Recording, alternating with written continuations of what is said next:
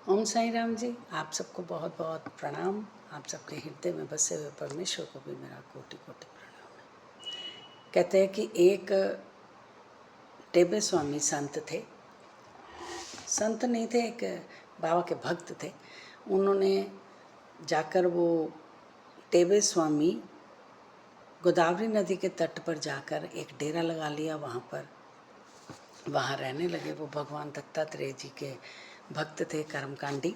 और उन्होंने वहाँ पर जाकर बहुत भक्तों में अपना नाम लिया। एक बार वहाँ वो और वकील का काम भी करते थे। एक बार हेमांड पंथ भी वहाँ जाकर पहुँचे और उनसे मिले और उन्होंने बाबा की कथाएं सुनाई उन्हें, तो इससे वो बहुत खुश हुए। अब उन्होंने इतनी वार्तालाप, बाबा की कहानियाँ सुनी, बाबा की लीलाओं का गुणगान सुना, तो उन्होंने कहा कि मुझे ये एक श्रीफल है जो बाबा का वो भेंट कर देना मेरी तरफ से। तो वो श्रीफल लेकर बाबा के पास जाने लगे। रास्ते में उन्हें बहुत प्यास लगी। मड़माड़ में ही उन्होंने पानी पीने के लिए उतरे। जब वो पानी पीने लगे तो किसी ने कहा कि खाली पेट पानी नहीं पीना चाहिए। तो उन्होंने क्या क्या खोल लिया था, चिड़वा खाने के लिए उन्होंने वहाँ उतरे। और चिड़वा जब उन्होंने बनाया तो वो तीखा सा प्रतीत हुआ और किसी ने उनका नारियल जो टेबे स्वामी जी ने दिया था, वो नारियल उन्होंने खोल लिया, तोड़कर उसमें डाल दिया और वो चिड़वा खाया गया। जब थोड़ा सा आगे गए तो उन्हें याद आया कि वो जो नारियल फोड़ा गया है वो तो स्वामी जी का था। अब वो बहुत परेशान हुए, पूरे रास्ते डरते हुए बाबा के पास पहुँचे।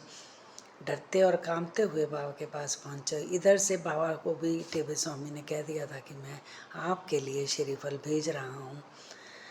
अब जैसे ही बाबा के पास वो लोग पहुँचे तो उन्होंने कहा, मेरे भाई ने मेरे लिए एक श्रीफल भेजा है, वो मुझे दो।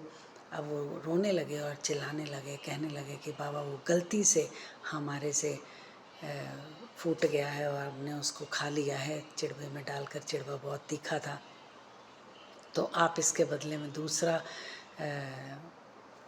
श्रीफल ले ले। बाबा ने कहा, तुम रो नहीं, कल्पो नहीं, खिजो नहीं, ये मेरे ही द्वारा किया गया था, क्योंकि ये मैंने ही तीखा चिड़वा हुआ, मतलब मैंने ही करवाया।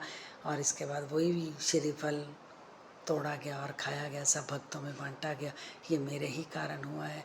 बाबा ने इस कहानी में ये मूल मंत्र बताया है कि जब तुम अपने आप को किसी में भी कर्ता भाव नहीं रखोगे कि ये मेरे द्वारा काम हुआ है, तो आपको किसी भी बात का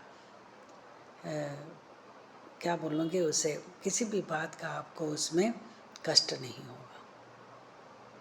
कोई भी दोष आपको नहीं लगेगा, आप दोष रहित हो जाओगे। अगर आप अपने आप को कर्तापन करते हो तो आपका अहंकार और आपका अभिमान जाग जाता है।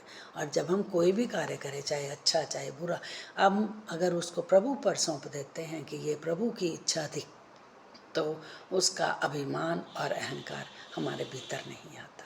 नहीं तो हम कुछ भी कार्य करें तो इसमें ये बना रहता है कि ये तो मेरे द्वारा हुआ है ना। अच्छा कार्य हो तो भी मेरे द्वारा, बुरा तो हम छोड़ ही देते हैं ना, इसके द्वारा हुआ है।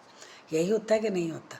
तो इसलिए अच्छा हो बुरा हो सब प्रभु पर छोड़ दो, ये तुम्हारे द्वारा किया गया है, इसमें ही मेरा कल्याण है। जब हम ये सोच लेते हैं इसी में ही हमारा कल्याण है, तो हमें उसका दोष नहीं लगता और हमें शांति भी मिलती है। हमारा मन भी शांत रहता है जब हम इस मन में इस बात से सहमत हो जाते हैं कि जो कुछ करता है वो परमात्मा करता है। इससे हमारा मन भी शांत होता है, हमारा तन भी शांत होता है, विवेक भी सुदृढ़ हो जाता है और उसमें हमारी ईश्वर में भक्ति जो है वो प्रगाढ़ हो जाती है। प्रभु में, सद्गुरु में हमारी भावना जो है वो एक भक्ति जैसी आध्यात्मिक पथ हमें सहज ही प्राप्त हो जाता है। इसमें भी यही लिखा बाबा ने कि तुम स्वयं में कर्ता की भावना क्यों लाते हो। कोई भी श्रेष्ठ या कनिष्ठ कर्म करते समय अपने को कर्ता ना जानकर अभिमान और अहंकार से परे होकर कार्य करोगे, तभी तुम्हारी शीघ्रता से प्रगति होगी। देख लो, बाबा ने भी यही लाइनें लिखी। कितना सुंदर था ये आध्यात्मिक उपदेश। जब हम खुद अपने ऊपर सारी चीज़ें ले लेते हैं कि ये मेरे द्वारा हुआ है, हाय दोष हो गया तो मेरे द्वारा, अच्छा किया तो मेरे द्वारा, बुरा किया तो मेरे द्वारा। इससे हमें अभिमान और अहंकार बढ़ता है। और जब हम सब कुछ छोड़ देते हैं प्रभु पर, तो फिर हमारी प्रगति हो जाती है, उन्नति जल्दी होती है, जल्दी ही हम सहज ही उस आध्यात्मिक पथ पर आगे बढ़ने लगते हैं। तो कैसा लगा आपको उपदेश? ये जरूर मेरा नहीं है ये उपदेश बाबा का है। साई चित्र के 50 अध्याय में से ये बाबा ने श्री टेबे स्वामी की कहानी का वर्णन किया है। इसमें से मेरा कोई रोल नहीं है, ये प्रभु की बात वाणी है जो मैं आपके साथ शेयर करती हूँ, खुद भी सुनती हूँ, आपको भी सुनाती हूँ। हम सब मिलकर आगे बढ़ेंगे। अगर आपको इसमें से कोई भी बात सहज और अच्छी लगी हो तो नीचे इसे शेयर करें आगे, और अपना कोई ना कोई कमेंट्स योगदान अपना जरूर दें, जिससे हमें पता चले कि हम सही कर रहे हैं। ओम साईं राम जी। आप सबके हृदय में बसे हुए परमेश्वर को मेरा कोटि कोटि प्रणाम।